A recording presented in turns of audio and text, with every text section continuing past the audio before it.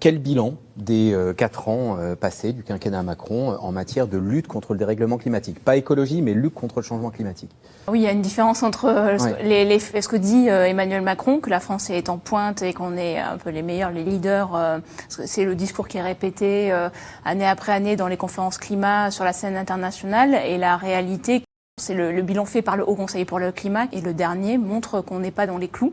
Que certes, les émissions baissent, elles baissent depuis longtemps, mais pas du tout au rythme suffisant, puisqu'on s'est fixé des objectifs, celui de limiter les émissions de gaz à effet de serre de 40% d'ici à 2030. Par rapport à 90. Par rapport à 90, ouais. Et celui d'atteindre la neutralité carbone en 2050. Donc il va falloir beaucoup accélérer. Pour l'instant, on ne voit pas trop comment on peut y arriver. Et c'est d'autant plus inquiétant qu'en plus cet objectif de moins 40% d'ici à 2030 par rapport à 90, il va être relevé puisque l'Union européenne a déjà adopté un nouvel objectif de moins 55% et qu'on va le décliner à l'échelle française très prochainement. Au niveau de la France, il pourrait accélérer sur quoi ?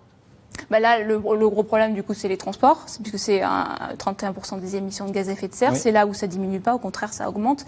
Donc là, c'est de réduire la place de la consommation de la place de la voiture, d'accélérer sur le train, sur le ferroviaire et sur le transport pour les marchandises aussi, de développer plus le vélo. Et après, il y a tous les autres secteurs. Il faut encore accélérer sur les bâtiments, sur réduire la consommation des logements. Donc, on va pas assez vite dans la rénovation énergétique, même si on fait plus, mais en fait, c'est toujours une question de pas aller assez vite, ça veut pas dire qu'on fait rien, mais c'est juste qu'il faut faire davantage.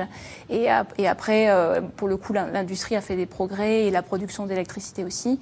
Et il reste l'agriculture où là, les progrès sont trop faibles aussi.